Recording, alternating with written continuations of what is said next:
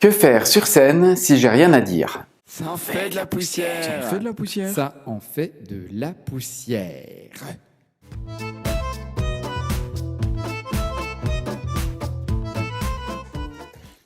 J'aime, abonnez-vous, votre avis et vos questions dans les commentaires et vous pourrez trouver dans la description tous les liens concernant notre travail, notamment le livre dont sont tirés tous les exercices que je présente dans ces vidéos. Merci, bonjour, aujourd'hui, que faire sur scène si j'ai rien à dire?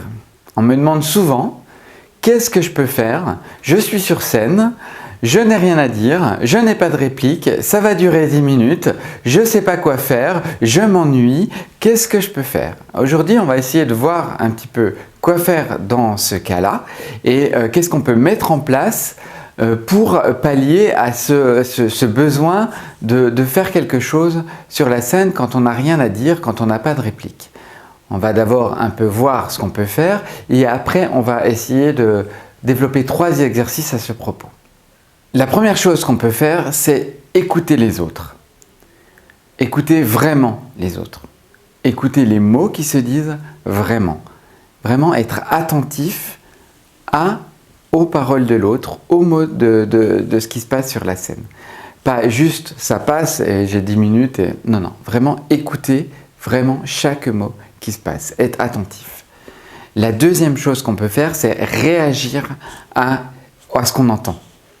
Alors, ce n'est pas forcément avoir une grande réaction très exagérée. Ça peut être simplement un petit mouvement d'œil, ça peut être simplement une réflexion interne qui se retrouve dans une micro-mimique. Mais on réagit à ce qui se passe. Ah oui, je suis d'accord. Ah non, je ne suis pas d'accord. Ah oui, ça c'est bien. Ah oui, d'accord. Une mini-réaction. La troisième chose qu'on peut faire, c'est explorer la posture de son personnage. Son personnage, il est là, il est planté sur la scène, il n'a rien à dire, mais il a sa posture. Il a dans son corps une attitude qui est celle de son personnage, qui n'est pas celle de l'acteur, qui est celle du personnage.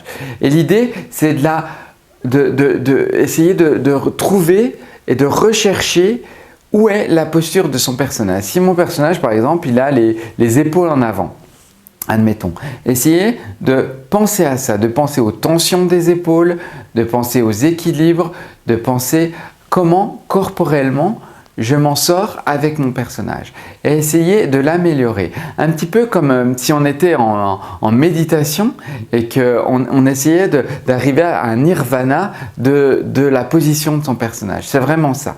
On passe du temps à ça et on passe du temps à ça dans la lenteur et dans la précision. Vraiment, avoir les épaules là ou avoir les épaules là, ça ne provoque pas les mêmes choses. Alors le spectateur ne va pas le voir, mais ça ne provoque pas les mêmes choses. Et on peut passer son temps à essayer de parfaire la posture de son personnage.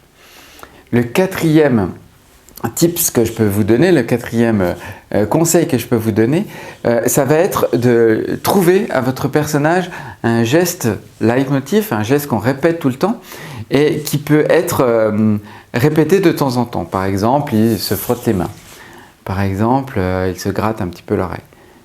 C'est pas tout le temps, mais on essaie de le répéter. C'est un personnage qui se gratte l'oreille. Là, je le fais très rapidement, mais l'idée, c'est de trouver son leitmotiv. 3 exercices pour s'entraîner à être sur scène sans parole. Premier exercice, ça s'appelle le personnage des Sims. Vous connaissez les Sims, c'est ce jeu vidéo où il y a des personnages à qui on ordonne de faire quelque chose, va te laver les mains, va te coucher, va manger un sandwich, etc. dans le jeu vidéo. Et quand on ne les touche pas, les personnages des Sims, quand on leur ordonne rien, ils restent là et puis ils attendent. Voire ils regardent, ils nous regardent, ils attendent qu'on leur donne un ordre. Donc ça va vraiment être l'idée de jouer à ça.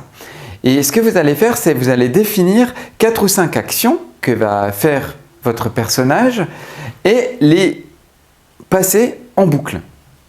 Par exemple, d'abord, il se met sur une hanche, après il se gratte, après il respire, après il croise les bras, après il décroise les bras et après il penche la tête, par exemple.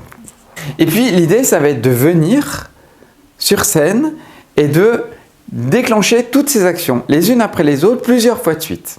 D'accord? Comme une espèce de roulement. Donc c'est très mécanique, c'est très bizarre, mais on déclenche toutes les actions, les unes après les autres, qu'on a définies. Et travailler là-dessus longtemps. Comme si le personnage était vivant, faisait quelque chose sans vraiment rien faire. Deuxième exercice, s'ennuyer sur scène. L'idée, ça va être de venir sur la scène.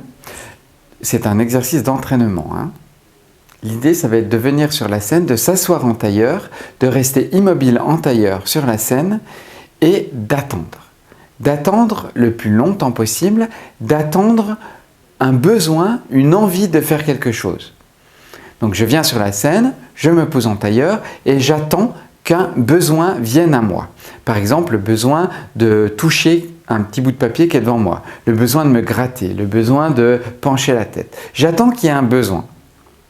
Et quand j'ai défini ce besoin, quand je le vois, quand je le sens, quand il arrive à moi, je le garde et j'essaie de retenir le geste le plus longtemps possible. Donc je suis en tailleur, je vois le bout de papier, j'ai très envie d'aller gratter ce bout de papier, mais j'attends. J'attends le plus longtemps possible. J'attends.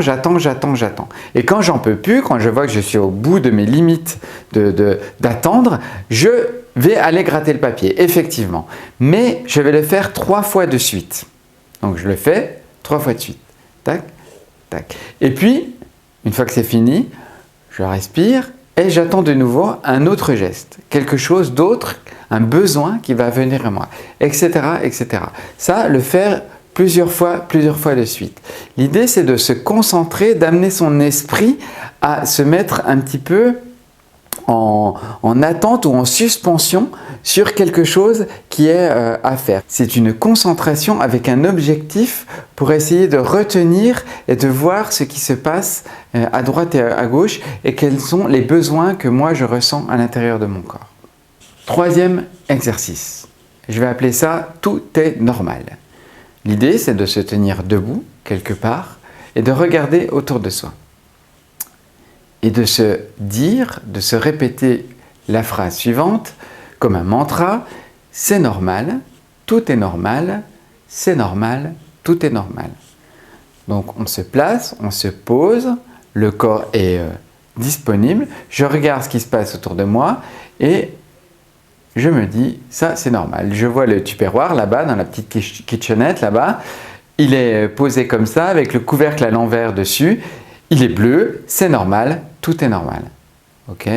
La pince à linge qui est là-bas, qui n'a rien à faire là-bas, mais c'est normal, tout est normal. Comme si on dirigeait ce qui se passe autour de nous. C'est normal, tout est normal. Et avoir vraiment cette concentration, cette attention aux choses, on les ramène à soi en faisant aussi l'effort intellectuel de dire « c'est moi qui dirige ».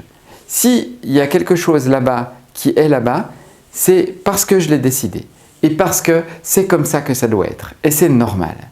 Okay? Donc c'est vraiment poser son esprit et poser son corps sur cette attention-là comme on pourrait le poser sur la scène. Sur la scène, on peut faire exactement le même exercice, c'est normal, tout est normal. J'ai fait un spectacle où j'étais dans un tableau. J'étais immobile pendant un quart d'heure, assis sur un tabouret dans un tableau avec un masque et je faisais partie du tableau, j'apparaissais par surprise, voilà. Et donc pendant un quart d'heure, il fallait pas bouger et être dans son tableau. Et c'est vraiment le truc qui m'a aidé à ne pas bouger et à dire c'est normal, tout est normal. Tout ce qui se passe autour de moi, c'est normal, tout est normal. Et après, on déclenche l'action. Voilà, merci beaucoup pour votre attention. Vous pourrez retrouver toutes les variantes de ces exercices dans le bouquin que vous retrouvez dans les commentaires. Et vous pouvez aussi venir à mes cours de théâtre pour voir comment ça se passe. Merci, à bientôt.